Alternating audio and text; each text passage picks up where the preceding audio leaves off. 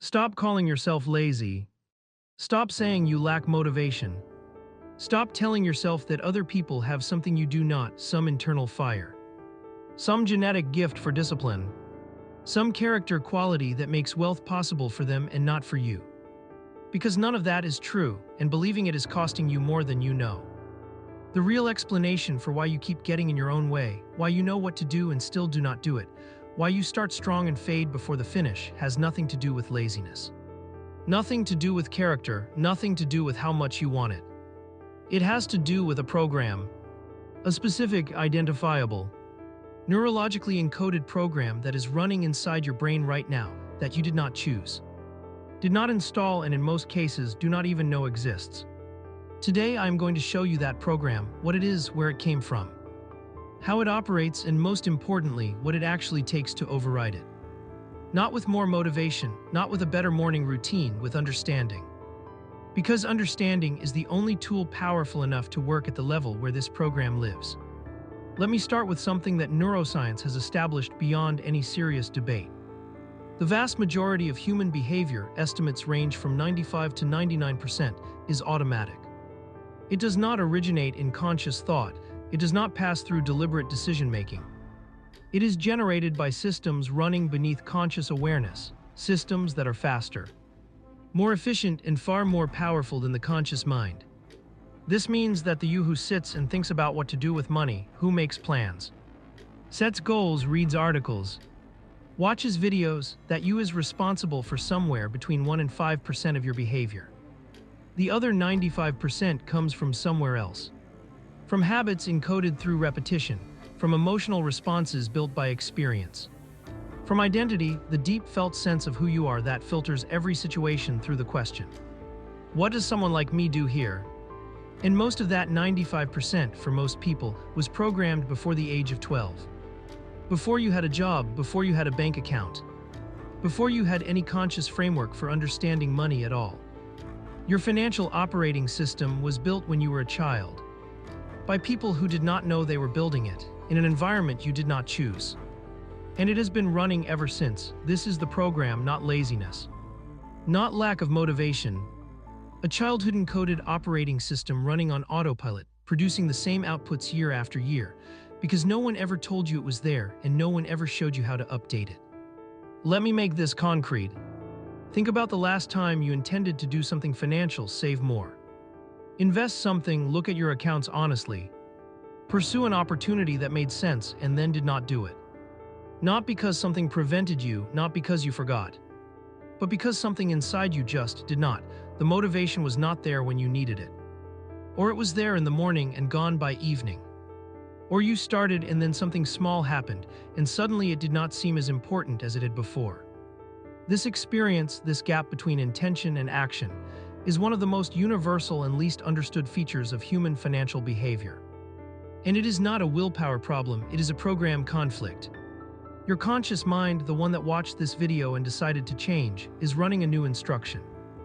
But your operating system, the one built in childhood, the one running 95% of your behavior, is still running the old code. And when those two conflict, the operating system wins, every time. Not because you are weak, because the operating system is older, faster, and more deeply embedded than any conscious intention you can generate. This is not a flaw in your character, this is how the human brain works for everyone. Now let me tell you specifically what that childhood program was built from. Because understanding the source is the first step toward being able to change it. The program was built from three things. The first is observation. Children are extraordinary observers. They watch the adults around them with a precision and intensity that most adults apply to nothing. And what they observe, the behaviors, the reactions, the emotional responses of the people they depend on, gets encoded as information about how the world works. If the adults around you responded to money with anxiety, if financial conversations carried a charge of fear or shame, if the arrival of a bill changed the atmosphere in your home, your brain observed all of that and encoded it not as their anxiety, as information about money, about what money means, about how someone is supposed to feel and behave when money is involved. The second source is repetition. The brain learns through patterns. Specifically through repeated patterns, a single experience teaches something. 100 repeated experiences encoded at the nervous system level makes it automatic, makes it part of the operating system rather than just a memory. If financial anxiety was a daily feature of your childhood environment, if scarcity was the background radiation of your early life, that repetition encoded something far deeper than a belief. It encoded a reflex, a set of automatic responses to financial reality that do not require conscious thought because the brain decided, after enough repetition, that this is just how things are. The third source is emotional intensity. The brain prioritizes emotional experiences. The more emotionally significant an experience was, the more deeply it gets encoded, the more accessible it becomes, the more powerfully it influences future behavior. This means that the moments of highest financial fear in your childhood, the times when the anxiety was loudest, the scarcity was most acute, the shame was most present, those moments are encoded most deeply of all. And they act as the emotional anchors of your financial operating system. The points your nervous system returns to automatically when financial reality triggers the old responses. Observation, repetition, emotional intensity, 3 inputs, 1 program. Running your financial life from underneath conscious awareness. And calling you lazy when its outputs do not match your intentions. So how do you update a program that was built before you knew it was being built? How do you rewrite code that runs beneath conscious access? I want to give you a framework not for managing the symptoms, but for actually working at the level of the source. The framework has 3 phases. Phase 1 is recognition. You cannot update code you cannot see. And most people cannot see their financial operating system because it presents itself as reality, not as a program. Not as a choice, not as something that could be different, but as just the way things are. The work of recognition is the work of separating the program from reality. Of being able to say, when the familiar financial pattern runs, this is the program. This is not the truth about me. This is not an accurate reflection of what is possible.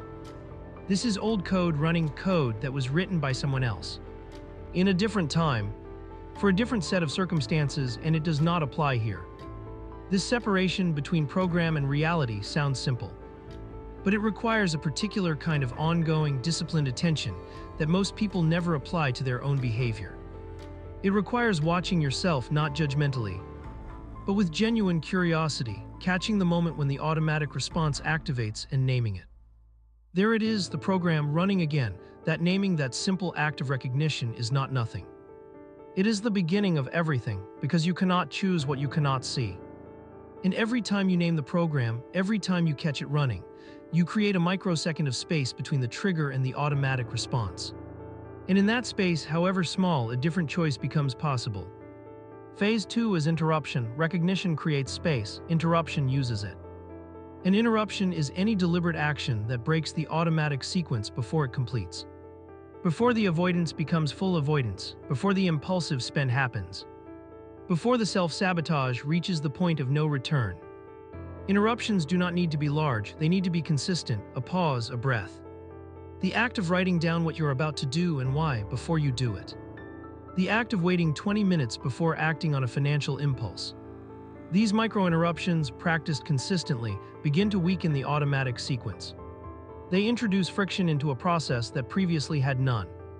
And friction, even small amounts of friction, changes behavior in measurable, significant ways.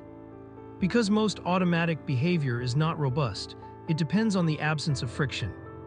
On the uninterrupted path from trigger to response. Introduce a pause, a breath, a moment of naming, and the sequence loses momentum. And in that lost momentum, the conscious mind has a chance to participate. Phase 3 is replacement. Interruption stops the old sequence. Replacement builds a new one, because the brain does not function well in the absence of pattern.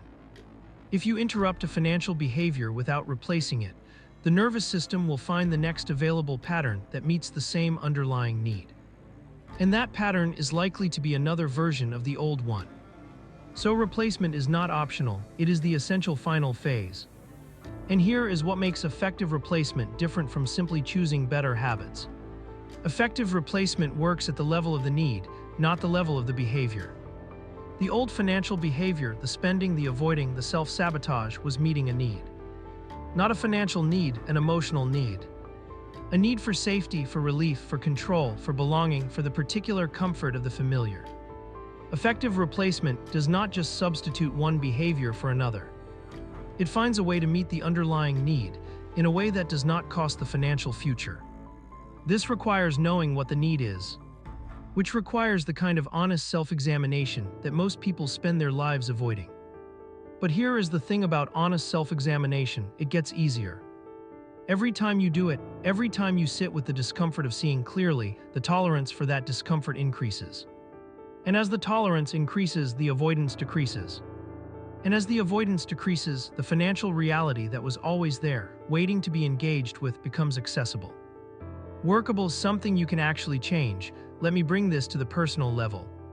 Because I do not want this to stay theoretical, I want you to think about one specific financial behavior, one pattern that keeps showing up in your life, that you have never been able to change through motivation or discipline alone.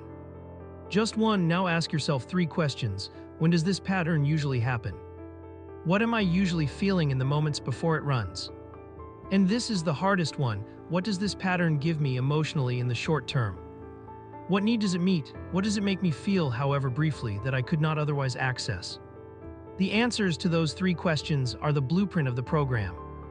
And the blueprint is where the update begins. You are not lazy, you are not broken. You are not missing some essential ingredient that other people have and you do not. You are running a program built by someone else in a different time, from experiences you did not choose, that has been masquerading as your personality, your character, your fate.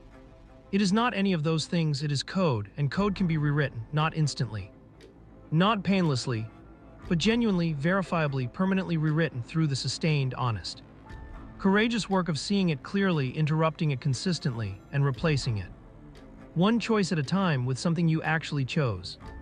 That is the work. It is the most important work you will ever do. More important than any investment strategy, more important than any financial plan. Because no strategy and no plan will survive contact with an unchanged program. But a changed program, a nervous system that has been genuinely updated, makes every strategy work better, makes every plan more durable, makes the future you're trying to build feel like something that actually belongs to you. If this video named something, if it finally gave a name to the thing that has been running your financial life from the inside, comment the word program below. Not as a trend, as a declaration that you see it now, that you understand what has been running, and that from this moment, you are choosing to be the one who writes the next version. Hit the like button, because this conversation deserves to reach every person who has ever called themselves lazy, when the truth was something far more specific and far more changeable. And subscribe, because this is what we do here. We name the invisible. We rewrite the programs that were never supposed to be permanent. And we do it with the honesty and the depth that you have always deserved. You are not lazy, you never were. Now you know what you actually are. Someone with a program to update and the understanding to update it. Let us get to work.